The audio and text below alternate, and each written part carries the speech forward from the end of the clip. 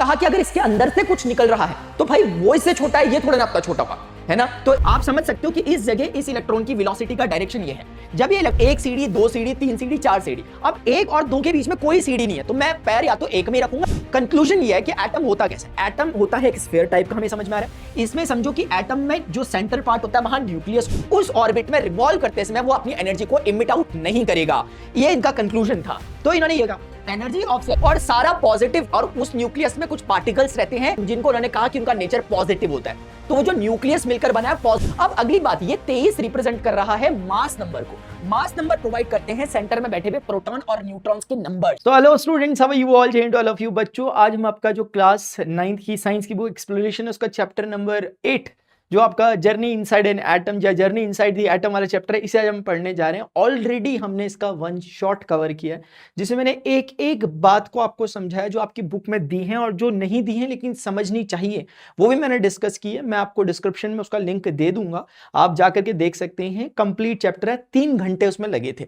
अभी मैं इसका समरी पार्ट लेकर के आया हूं कि अगर हमने वो देखा है और हमारा एग्जामिनेशन नजदीक है, ऐसी कुछ चीजें हम क्विक रिकॉल चाहते हैं, रिविजन चाहते हैं, तो फटाफट से आपका रिवीजन हो जाएगा उस पूरे चैप्टर के। जो सारे क्रक्स पॉइंट है वो मैंने यहां पर लिख रखे हैं समझाने के लिए, तो एक बार उसे जरूर देखें। एज अ बिगिनर पहली बार देख रहे हो तो बच्चों ये एक बेसिक आइडिया दे सकता है आपको, बट पूरी अंडरस्टैंडिंग नहीं देगा, मैं पहले ही खुद कह रहा हूं। ठीक है, चलो स्टार्ट करते हैं। आ जाओ बच्चों, इधर देखो, कॉन्सेप्ट ऑफ एन एटम, इससे हम स्टार्ट करते हैं।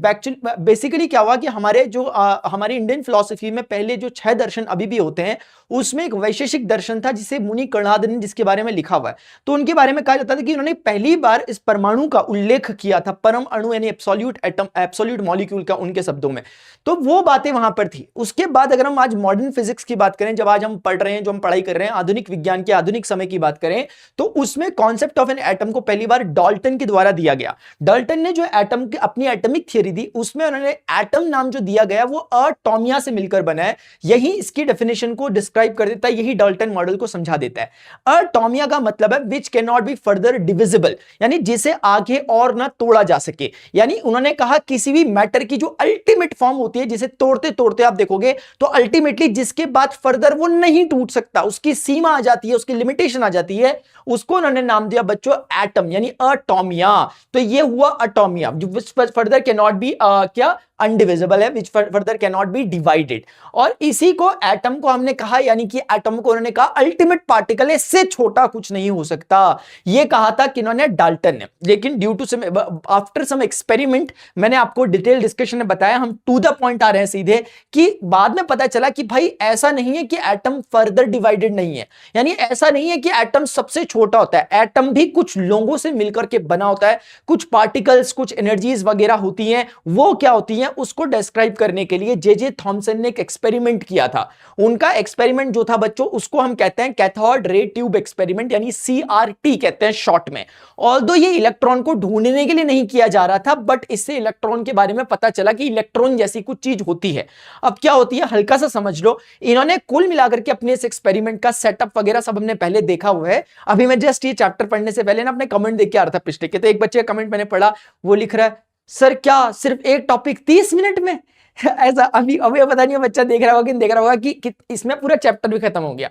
तो जब हम डिटेल में पढ़ रहे होते हैं चीजों को ना, तो 30 मिनट बहुत कम है। लोगों ने जिंदगी गवा दी अपनी वहां पे 60-60 सालों की, तो हम लोग बोल रहे हैं 30 मिनट नहीं पढ़ा जा रहा है एक topic. Cathode ray tube experiment की बच्चों हम बात करें तो इस एक्सपेरिमेंट का जो अल्टीमेट निष्कर्ष था वो ये था कि एटम जो है वो अल्टीमेट पार्टिकल नहीं है, यानी एटम को फर्दर तोड़ा जा सकता है। और उनको ये इसलिए पता क्योंकि उनको उस एटम के अंदर से कुछ पार्टिकल्स इजेक्ट होते हुए दिखाई दिए थे। उन पार्टिकल्स को उन्होंने इलेक्ट्रॉन नाम दिया। तो उन्होंने कहा कि अगर इसके अंदर से कुछ निकल रहा है तो भाई वो इससे छोटा है, ये थोड़ा ना अपना छोटा होगा, है ना। तो इसके अंदर से भी कुछ पार्टिकल अगर आ रहे हैं तो वो पार्टिकल तो इससे भी छोटे हुए, तो उन्हें सब एटॉमिक पार्टिकल्स कहा जाता है। तो अब आपको समझ में आ गया कि कुल मिलाके थॉमसन ने ये प्रूव किया कि डाल्टन साहब जो कह रहे हैं कि ये अल्टीमेट पार्टिकल होता है, यानी सबसे छोटा है, फर्दर तोड़ा नहीं जा सकता। उन्होंने कहा नहीं, एटम के अंदर भी सब एटॉमिक पार्टिकल्स होते हैं, और उन्होंने उस इलेक्ट्रॉन नाम दिया उस नेगेटिव चार्ज पार्टिकल को जो उन्हें दिखाई दिया। एक्सपेरिमेंटली उन्होंने पता किया कि उसका नेचर नेगेटिव है, क्योंकि पॉजिटिव प्लेट की तरफ वो टर्न हो जा रहा था। इसका मतलब उसका नेचर कैसा होगा, निगेटिव होगा। तो उन्होंने यहां पर बोला कि जो इलेक्ट्रॉन है ये क्या है, एक सब एटॉमिक पार्टिकल है। तो इलेक्ट्रॉन की खोज का श्रेय हम किसको देते हैं, जे थॉमसन को देते हैं। उनका एक्सपेरिमेंट क्या है, कैथोड रे ट्यूब एक्सपेरिमेंट है। अब हम आगे बढ़ते हैं। थॉमसन ने कहा कि भाई ये मॉडल को कैसे समझाया, उन्होंने बोला जैसे प्लम पुडिंग, जैसे कि पुडिंग होती है, खीर है तुम्हारे पास है ना, पुडिंग है, उसमें जैसे कि ड्राई फ्रूट्स इंबीडेड होते हैं, इम्प्लांटेड होते हैं, उसी प्रकार से उन्होंने कहा कि जैसे वो खीर है वैसे वो पुडिंग है, वैसे ही करके आपका पूरा एटम है और पूरा पॉजिटिव चार्ज वैसे ही फैला पड़ा हुआ है जैसे कि खीर है, यानी पूरा पॉजिटिव चार्ज खीर है, उसके ऊपर इंबीडेड ड्राई फ्रूट जो है उन्होंने कहा वो इलेक्ट्रॉन भी ऐसे ही इंबीडेड होते हैं पॉजिटिव रीजन में। इसको दूसरा जो उन्होंने एक एनालॉजी दी वो उन्होंने बोला वाटरमेलन मॉडल। उन्होंने कहा जैसे वाटरमेलन तरबूज में जैसे आपने देखा होगा कि पूरा रेड पार्ट होता है, उन्होंने कहा पूरा रेड पार्ट जो है ये पॉजिटिव चार्ज है जो डिफ्यूज्ड है पूरे रीजन में, और इसके ऊपर जैसे इंबीड रहते हैं बेसिकली सीड्स किसी वाटरमेलन के ऊपर, उन्होंने कहा उसी तरीके से इलेक्ट्रॉन इंप्लांटेड है उस पॉजिटिव चार्ज के ऊपर, ठीक है ना। तो इनकी एनालॉजी ये थी जो लगभग उस समय के लिए लोगों ने मान भी लिया। तो कुल मिलाकर के वाटरमेलन मॉडल इन्होंने यहां दिया, प्लम पुडिंग मॉडल यहां पे दिया, इन्होंने पॉजिटिव रीजन का भी कॉन्सेप्ट दिया। इन्होंने कहा पॉजिटिव रीजन भी है। क्यों कहा इन्होंने ऐसा इसलिए कहा क्योंकि एटम सबको दिखाई देता था कि इलेक्ट्रिकली न्यूट्रल है। इलेक्ट्रिकली न्यूट्रल होने का मतलब उसमें कोई चार्ज नहीं है, ना प्लस ना माइनस। और जब हम कह रहे हैं कि जब इन्होंने खोज कर दी कि इलेक्ट्रॉन इसके अंदर है और नेगेटिव चार्ज रखते हैं, तो उस नेगेटिव चार्ज को नलीफाई करने के लिए, उसके इफेक्ट को खत्म करने के लिए जरूर पॉजिटिव चार्ज भी होगा। इसीलिए पॉजिटिव चार्ज का कॉन्सेप्ट इन्होंने ऐसे दिया कि वो डिफ्यूज्ड पॉजिटिव चार्ज है, जैसे कि वाटरमेलन में रेड कलर का पार्ट पूरा फैला पड़ा रहता है। अब इनकी इस बात को देखने के लिए इनके स्टूडेंट्स आगे चल के रदरफोर्ड के स्टूडेंट्स जो गीगर और मार्सडन थे, उन्होंने कुछ एक्सपेरिमेंट्स किए। अल्फा पार्टिकल स्कैटरिंग एक्सपेरिमेंट इसे कहा जाता है। सेटअप वगैरह कुछ नहीं बता रखा मैंने क्योंकि डिटेल में डिस्कस किया, जिसके लिए बच्चा कह रहा होगा कि 30 मिनट लगे थे। तो अल्फा पार्टिकल स्कैटरिंग एक्सपेरिमेंट में बच्चों क्या होता है, अल्फा पार्टिकल की बीम को फेंका गया एक गोल्ड फॉइल के ऊपर और सामने कुछ रिजल्ट्स आए स्क्रीन के ऊपर, ZNS की स्क्रीन के ऊपर, और उन रिजल्ट से कुछ कंक्लूजन निकाला गया। आप डिटेल में जरूर देखे होने चाहिए बच्चों ये चैप्टर, मैंने मजाक मस्ती नहीं करी थी, पूरा डिटेल में डिस्कस किया एक बात, हर एक बात बहुत इंपॉर्टेंट है कि वो उस कंक्लूजन में कैसे पहुंचे। फिलहाल मैं सिर्फ कंक्लूजन बता रहा हूं। इन लोगों का कंक्लूजन ये था, इन्होंने कहा कि जैसे मास्टर ये कह रहे हैं हमारे जो थॉमसन है कि पूरा पॉजिटिव चार्ज है वगैरह वगैरह, इन्होंने कहा कि ऐसा नहीं है। इन्होंने कहा कि जो पूरा मास ऑफ एन एटम में, अगर मान लेते हैं एक एटम का मास 100 ग्राम है, ऐसे ही कह रहा हूं, तो 99.9 ग्राम जो मास होगा उसका, वो पूरा सिर्फ सेंटर में सैचुरेटेड है, सेंटर में सिचुएटेड है, बाकी का जो रेस्ट ऑफ द पार्ट है वो कहीं और है, मतलब वो। और दूसरा ने कहा कि atom, most of the part of atom खाली है, यानी 99% एटम जो है वो खोखला है, सिर्फ और सिर्फ उसका मास एक छोटी सी जगह पे जहां सेंटर है वहां पर सेंटर्ड है। इन्होंने उसको एनालॉजी दी जैसे स्टेडियम है, क्रिकेट का मैदान है, क्रिकेट का मैदान जैसे होता है, उस क्रिकेट के मैदान के ठीक बीच में लाकर एक काली मिर्च का दाना रख दो, बहुत छोटा होता है, मम्मी से पूछा कितना छोटा होता है, उसको रख दो। वो जो काली मिर्च का दाना है, बस ये है वो पार्ट जहां पर पूरा मास है, बाकी सारा खोखला है। यानी पूरा क्रिकेट का जो मैदान है ये एटम है, और जो इसका मास है सिर्फ यहां पे काली मिर्च के दाने के बराबर जगह पर ही सिचुएटेड है, बाकी सब कुछ खोखला है। और वो जो काली मिर्च के दाने के बराबर का छोटा सा स्पेस है, वो वॉल्यूम है, उस जगह को इन्होंने नाम दिया न्यूक्लियस। इन्होंने कहा जो most of the mass of an atom होता है वो सेंटर्ड होता है, कॉन्सेंट्रेटेड होता है at that centre part, at that part, जिसको उन्होंने क्या कहा, न्यूक्लियस कहा। और सारा पॉजिटिव, और उस न्यूक्लियस में कुछ पार्टिकल्स रहते हैं जिनको उन्होंने कहा कि उनका नेचर पॉजिटिव होता है। तो वो जो न्यूक्लियस मिलकर बना है पॉजिटिव चार्ज से मिलकर बना है, वो काली मिर्च पॉजिटिव चार्ज से मिलकर बनी है, ऐसा उन्होंने कहा। और उन पॉजिटिव चार्ज पार्टिकल्स को उन्होंने प्रोटॉन का नाम दिया। दैट्स इट, इतना ही इन्होंने कहा था। तो ये एक्सपेरिमेंट था इनका। इससे कंक्लूजन इनका क्या निकला कि 99% mass of an atom is centred at the centre of an atom, और उस सेंटर को उन्होंने नाम दिया न्यूक्लियस। तो न्यूक्लियस के बारे में पहली बात इन्होंने ही बताई। और इन्होंने बोला कि बाकी जो नेगेटिव चार्ज है, क्योंकि नेगेटिव चार्ज तो थे, थॉमसन ने देखे थे, उन्होंने कहा वो उस न्यूक्लियस के चारों तरफ रिवॉल्व कर रहे हैं, और जो बचा कुचा वो 0.1% का जो मास है वो इलेक्ट्रॉन कैरी कर रहे हैं। तो यहां से ये भी समझ में आया कि इलेक्ट्रॉन का mass as compare to the mass of proton बहुत ज्यादा कम होता है। इलेक्ट्रॉन हल्के होते हैं और प्रोटॉन कंपैरेटिवली भारी होते हैं, और पूरा जो आपका एटम है उसका मास कौन रखता है, एटम ही रखता है, in the form of those protons present at the nucleus. इतना सही कंक्लूजन पार्ट है। इसको मॉडल को हम कहते हैं, जैसे इसको हमने कहा था डाल्टन्स का एटॉमिक मॉडल, थॉमसन मॉडल को हमने कैथोड रे ट्यूब मॉडल कहा, या वाटरमेलन मॉडल कहा, या प्लम पुडिंग मॉडल कहा। इसको हमने नाम दिया planetary model of an atom. Planetary model of an atom इसलिए दिया क्योंकि जैसे इन्होंने कहा था कि इलेक्ट्रॉन इंबीडेड रहते हैं, इन्होंने कहा ऐसा नहीं है। इन्होंने कहा पॉजिटिव चार्ज सेंटर्ड है सेंटर में, और चारों तरफ इलेक्ट्रॉन उसकी तरफ घूम रहे हैं, जैसे प्लैनेट रिवॉल्व करते हैं सन के अराउंड। तो जैसे सन सेंटर में है और प्लैनेट रिवॉल्व कर रहे हैं, सिमिलरली इन्होंने कहा कि इलेक्ट्रॉन रिवॉल्व कर रहे हैं किसके अराउंड, उस न्यूक्लियस के अराउंड, इसीलिए इसे planetary model of an atom भी कहते हैं। अब बच्चों हम आगे बढ़ते हैं। लिमिटेशन आती है रदरफोर्ड की। रदरफोर्ड की लिमिटेशन आती है बच्चों यहां से, क्योंकि जो क्लासिकल थ्योरी ऑफ इलेक्ट्रोमैग्नेटिक की जो क्लासिकल थ्योरी है वो ये कहती है कि कोई भी accelerated charge particle energy radiate करता है। इसका मतलब ये हुआ, क्योंकि इससे पहले इन्होंने कहा था कि रदरफोर्ड कह के गए हैं कि वो सर्कुलर पाथ में घूमता है। अब जो बच्चे डिस्क्राइबिंग मोशन अराउंड अस वाला चैप्टर या मेरे साथ पढ़ा है, वहां पर मैंने डिटेल में डिस्कस किया है कि भाई अगर ये सर्कल है और कोई पार्टिकल इसमें अगर रिवॉल्व कर रहा है, फॉर एग्जांपल इलेक्ट्रॉन ही है, अगर ये सर्कुलर पाथ परफॉर्म कर रहा है तो इसका पक्का मतलब है कि इस पे फोर्स लग रहा होगा। दूसरे तरीके से भी समझ सकते हो, जो फोर्स अफेक्टिव मोशन वाला जो चैप्टर हमने पढ़ा था कि हाउ फोर्स अफेक्ट मोशन, आप समझ सकते हो कि इस जगह इस इलेक्ट्रॉन की वेलोसिटी का डायरेक्शन ये है। जब ये इलेक्ट्रॉन रिवॉल्व करता हुआ यहां आएगा, इसका डायरेक्शन ये रहेगा। जब ये इलेक्ट्रॉन रिवॉल्व करता हुआ यहां आएगा बच्चों, इसका डायरेक्शन ये रहेगा। तो भले ही इसकी वेलोसिटी का मैग्नीट्यूड कांस्टेंट हो, चल भाई 5 मीटर पर सेकंड से भाग रहा है, लेकिन हर मोमेंट पे ये अपनी डायरेक्शन को चेंज कर रहा है। इसका मतलब इसकी वेलोसिटी वेरी कर रही है। और वेलोसिटी का बदलना बच्चों क्या कहलाता है कि फोर्स एग्जिस्टेंस में है। क्योंकि अगर वेलोसिटी बदल रही है, इसका मतलब इसकी दिशा कौन बदलवा रहा होगा, कोई फोर्स बदलवा रहा होगा। इसका मतलब जब भी कोई पार्टिकल सर्कल में मूव कर रहा है, पक्का वो एक फोर्स के इन्फ्लुएंस में है, और उस फोर्स का नाम सेंट्रीपिटल फोर्स होता है। तो ये इलेक्ट्रॉन अगर सर्कुलर मोशन परफॉर्म कर रहा है अकॉर्डिंग टू रदरफोर्ड मॉडल, तो इसका मतलब क्या हुआ कि ये एक फोर्स के इन्फ्लुएंस में। अगर फोर्स के इन्फ्लुएंस में, तो इसका मतलब इसमें कुछ ना कुछ एक्सेलरेशन होगा, यानी जीरो नहीं होगा, एक्सेलरेशन होगा। तो कुल मिलाकर के अब ये एक चार्ज पार्टिकल हो गया जो कि एक्सेलरेटेड है। और थ्योरी कहती थी, जो कि प्रूव्ड थी, क्लासिकल थ्योरी ऑफ इलेक्ट्रोमैग्नेटिक कहती थी कि कोई भी एक्सेलरेटेड, बच्चों मेरे ना पता नहीं क्यों वेट पड़ रहा है यहां पे बोलते हुए, क्लासिकल थ्योरी ऑफ जो इलेक्ट्रोमैग्नेटिक थी वो कहती थी कि एक्सेलरेटेड चार्ज पार्टिकल जो होता है वो क्या करता है, एनर्जी रेडिएट करता है। तो अब ये भी एनर्जी रेडिएट करना चाहिए, क्योंकि ये एक्सेलरेटेड है, क्योंकि सर्कल में मूव कर रहा है, और चार्ज है क्योंकि इलेक्ट्रॉन है। तो इसका मतलब ये एनर्जी रेडिएट करना चाहिए। जब ये एनर्जी रेडिएट करेगा, तो एनर्जी रेडिएट करते करते धीरे धीरे धीरे धीरे क्या होना चाहिए कि एनर्जी जब इसकी कम कम होती रहेगी, तो वो जो प्रोटॉन सेंटर में रखा हुआ है वो उसको खींच रहा लगातार, और जैसे जैसे इसकी एनर्जी कम होगी उसकी तरफ वो बढ़ता चला जाएगा। क्योंकि वो उसे खींच रहा था, वो नहीं आ रहा था क्योंकि उसके पास कुछ एनर्जी थी, लेकिन जैसे जैसे एनर्जी उसकी कम होगी, इसकी खींच बढ़ती चली जाएगी, और अल्टीमेटली इलेक्ट्रॉन को कोलैप्स कर जाना चाहिए और न्यूक्लियस में जाकर, और इलेक्ट्रॉन का एग्जिस्टेंस खत्म हो जाना चाहिए। तो फिर क्या है ये? तो कहने का मतलब है, इनसे बोला नहीं भाई, हम तो जब भी देखते हैं सदियों से इलेक्ट्रॉन तो घूमता हुआ ही मिलता है हमें, तो इलेक्ट्रॉन वहां अंदर क्यों नहीं जा रहा? तो ये समझा नहीं पाए स्टेबिलिटी ऑफ एटम को। अब इसको समझाने के लिए बोर का मॉडल है, नील्स बोर का। ये एक बिल्कुल स्टूडेंट टीचर की एकदम लिगेसी चल रही है, मतलब थॉमसन के स्टूडेंट, रदरफोर्ड के स्टूडेंट वो, और फिर बोर आए।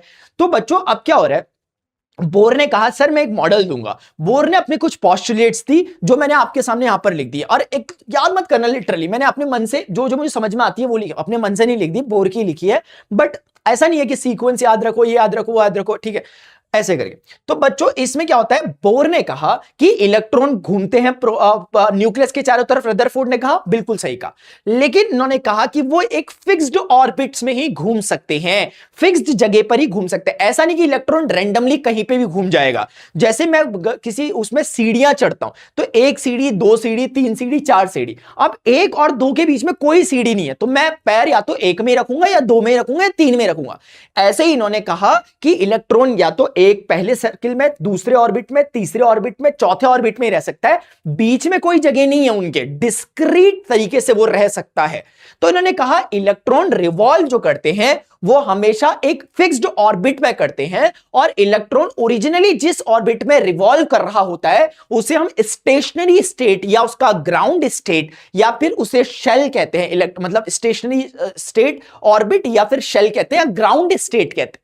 और उन्होंने कहा कि ग्राउंड स्टेट में, अपने स्टेशनरी स्टेट में कोई भी इलेक्ट्रॉन एनर्जी रेडिएट नहीं करता। उन्होंने कहा भले ही वो चार्ज पार्टिकल है, भले ही वो एक्सेलरेटेड है, लेकिन जो नेचुरली उसको जो उसका ऑर्बिट इनिशियली मिला हुआ है उस ऑर्बिट में रिवॉल्व करते समय वो अपनी एनर्जी को इमिट आउट नहीं करेगा। ये इनका कंक्लूजन था। तो इन्होंने ये कहा एनर्जी ऑफ सेल। अब दूसरी बात कि जैसे जैसे इसको शेल कहेंगे, सर्कल को हम क्या कह रहे हैं, सेल। ऑर्बिट कक्षाएं हैं जिस पे इलेक्ट्रॉन घूम सकता है। जैसे प्लेनेट, हमारी अर्थ है, प्लेनेट है कोई भी, वो भी अपनी एक स्पेशल ऑर्बिट में घूमता है। ऐसा नहीं कि आज मन कर रहा है यहां घूम लिया, कल मन कर रहा है चल भाई मरकरी के ऑर्बिट में घूम के आ जाते हैं। हाँ ना, चल हटा साउंड की घटा, 2026 में ऐसी दुनिया खत्म हो रही, लोग बोल रहे थे एक बार। तो ऐसा वैसा कुछ नहीं होता, सब अपने अपने ऑर्बिट में, पूरे प्रकृति अपने नियमों का बहुत अच्छे से पालन करती है, कोई वायलेशन की कोई गुंजाइश नहीं है। तो बच्चों अब दूसरी बात आती है कि अगर जो इलेक्ट्रॉन यहां घूम रहा होगा, अगर उसके पास ज्यादा एनर्जी होगी किसी दूसरे के पास, तो वो बाहर घूमेगा। जिसके पास जितनी ज्यादा एनर्जी होगी वो उतना बाहर जाता रहेगा। जिसके पास एनर्जी कम कम होगी उसको प्रोटॉन्स खींच कर रखता है न्यूक्लियस अपने पास। जैसे जैसे एनर्जी मिलती रहेगी वो आजाद होता रहेगा और बाहर बाहर बाहर बाहर जाता रहेगा। एक लिमिट ऐसी भी आती है कि एनर्जी इतनी मिल जाती है कि एटम को छोड़कर ही भाग जाता है इलेक्ट्रॉन। फ्री इलेक्ट्रॉन कहते हैं उसे, वो बाद में पढ़ेंगे हायर क्लासेस में। बट इतना समझ में आ रहा है कि आगे मतलब अगर आप अवे जा रहे हो, यानी कि अगर आप electron move, energy of shell increases as we go away from the nucleus. जैसे जैसे हम बाहर की तरफ जाएंगे एनर्जी ऑफ इलेक्ट्रॉन बढ़ती जाएगी। एनर्जी ऑफ शेल लिखा है, उसका मतलब है कि उस शेल में मूव करने वाले इलेक्ट्रॉन की एनर्जी। ये है, तो समझ में आ गया? ठीक है। Electron moves only in these fixed orbits, ये मैंने बताया। लेकिन कभी क्या होता है, जैसे ये वाला इलेक्ट्रॉन है, इस इलेक्ट्रॉन को अगर किसी कारण से हमने एनर्जी दे दी इतनी कि ये दूसरे ऑर्बिट में जा सकता है। मान लेते हैं कि अगर यहां पर 2 जूल एनर्जी, ऐसे ही लिख रहा हूं, ऐसे ही लिख रहा हूं, और इलेक्ट्रॉन वोल्ट चलता है यहां पर, बट मैं ऐसे ही लिख रहा हूं। ऐसे ही करके यहां पर मान लेते हैं 2 जूल और यहां पे 5 जूल एनर्जी थी इस वाले शेल की। तो अगर हमने किसी तरीके से इस इलेक्ट्रॉन को 3 जूल एक्स्ट्रा एनर्जी प्रोवाइड कर दी, 3 यूनिट, तो 2 और 3 5, अब ये वहां घूम सकता है। लेकिन घूमता ही नहीं रहेगा, ये एनर्जी को लेकर जाएगा और एनर्जी को लेकर के उस जगह पर चले जाएगा जहां तक की एनर्जी इसको मिली थी।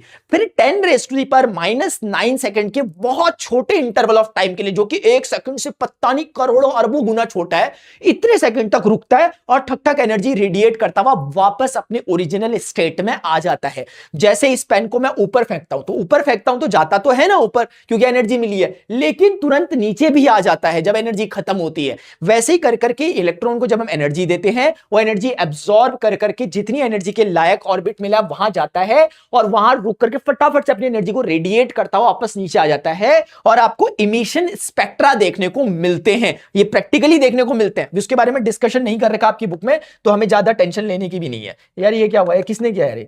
ठीक है, हाँ समझ में आ गया मेरे भाई? ठीक है, तो ये एक छोटी सी बात होती है, बस यही मॉडल है, इसमें कोई और दिक्कत वाली बात नहीं है। इन्होंने कहीं ना कहीं स्टेबिलिटी ऑफ एटम को क्या कर दिया, एक्सप्लेन कर दिया कि वो एनर्जी रेडिएट इसलिए नहीं कर रहे क्योंकि इलेक्ट्रॉन अपने अपने ग्राउंड स्टेट में, अपने अपने एनर्जी, अपने अपने स्टेशनरी स्टेट में मौजूद है। बच्चों ये समझ में आ गया होगा। अब हम आते हैं इसके एक मिनट, हाँ वो कहां गया? ठीक है, अभी बताता हूं। ठीक है, देखो बच्चों, दूसरी इंपॉर्टेंट बात है क्रक्स पॉइंट, वो भी मैं बताऊंगा वो क्या था। वो एक्चुअली वो जगह है, ये वो जगह है बच्चों जहां पर आप हम लोगों से कनेक्ट हो सकते हो, अलग अलग सोशल मीडिया प्लेटफॉर्म में आप जहां पर भी होते होंगे, ठीक है ना। टेलीग्राम का लिंक नीचे दिया गया, वहां नोट्स में प्रोवाइड करते रहता हूं, यहां पर भी कनेक्ट हो सकते हो, और वो भी मैंने दे रखा है, उसमें भी मैं नोट्स प्रोवाइड करता हूं आपके वाले जो सीबीएसई वाले। अब इधर देखो, क्रक्स पॉइंट क्या, पूरी कहानी का क्रक्स क्या, जहां पे बच्चों को थोड़ा बहुत कैलकुलेशन समझ में आना। कंक्लूजन ये है कि एटम होता कैसे, एटम होता है एक स्फीयर टाइप का, हमें समझ में आ रहा है। इसमें समझो कि एटम में जो सेंटर पार्ट होता है वहां न्यूक्लियस होता है।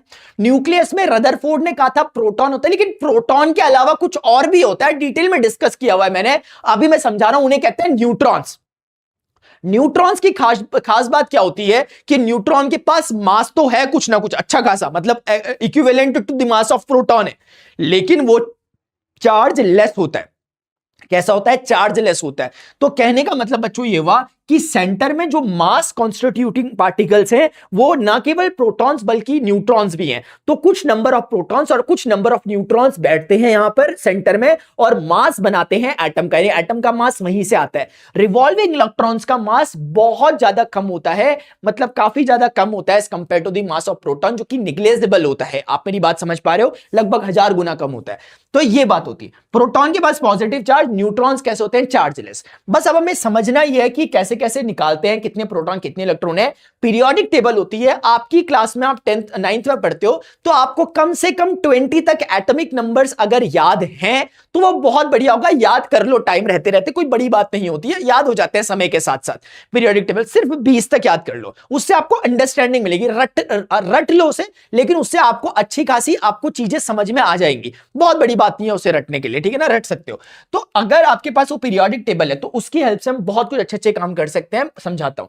जैसे ही एक्स नाम का कोई एक एटम है, कोई एलिमेंट है, मैंने लिया, उस एलिमेंट में जो नीचे पे लिखा रहता है उसको हम कहते हैं एटॉमिक नंबर, इसे Z से रिप्रेजेंट कर रहे हैं। जो ऊपर लिखा रहता है उसे कहते हैं मास नंबर, इसे A से रिप्रेजेंट कर रहे होते हैं। जिस भी एलिमेंट का एटॉमिक नंबर जो भी होता है वो रिप्रेजेंट करता है कि इसमें कितने नंबर ऑफ प्रोटॉन्स और कितने नंबर ऑफ इलेक्ट्रॉन्स है। क्योंकि खुद सोचो, जितने नंबर ऑफ प्रोटॉन्स होंगे उतने ही नंबर ऑफ इलेक्ट्रॉन होने चाहिए। इसका रीजन टाइम स्टैम्प में आप मुझे खुद बताओगे, मैं नहीं बता रहा। क्यों नंबर ऑफ प्रोटॉन्स और नंबर ऑफ इलेक्ट्रॉन बराबर होने चाहिए। देखता हूं किसके तोते उड़ रखे हैं और कौन तीतर बन रखा है यहां पे, ठीक है। तो ये हो गया। तो नंबर ऑफ प्रोटॉन और नंबर ऑफ इलेक्ट्रॉन्स बच्चों क्या होते हैं, वो सेम टू सेम होते हैं हमेशा, और एटॉमिक नंबर के बराबर होते हैं। मास नंबर का मतलब वो नंबर ऑफ पार्टिकल्स जो मास कॉन्स्टिट्यूट करते हैं। आप खुद बताओ वो कौन है, पॉजिटिव चार्ज पार्टिकल यानी प्रोटॉन्स और न्यूट्रल पार्टिकल्स यानी न्यूट्रॉन्स। ये दोनों की काउंटिंग ही मिलाकर के मास नंबर देती है, यानी कि उन कॉन्स्टिट्यूएंट पार्टिकल्स का नंबर देती है जो मास ऑफ एन एटम को कॉन्स्टिट्यूट कर रहे हैं। इसका मतलब कि mass of number of proton और नंबर ऑफ न्यूट्रॉन्स मिलकर के मास नंबर बनेगा, मास नहीं बनेगा, मास नंबर, वो नंबर्स जो मास बना रहे हैं, ठीक है।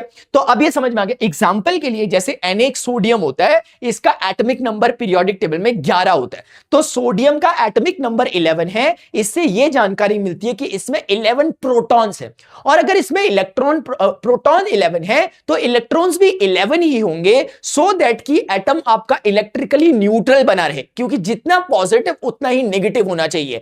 तो प्रोटॉन और इलेक्ट्रॉन को देखकर ही पता चल गया 11 है। अब अगली बात, ये 23 रिप्रेजेंट कर रहा है मास नंबर को। मास नंबर प्रोवाइड करते हैं सेंटर में बैठे हुए प्रोटॉन और न्यूट्रॉन्स के नंबर्स।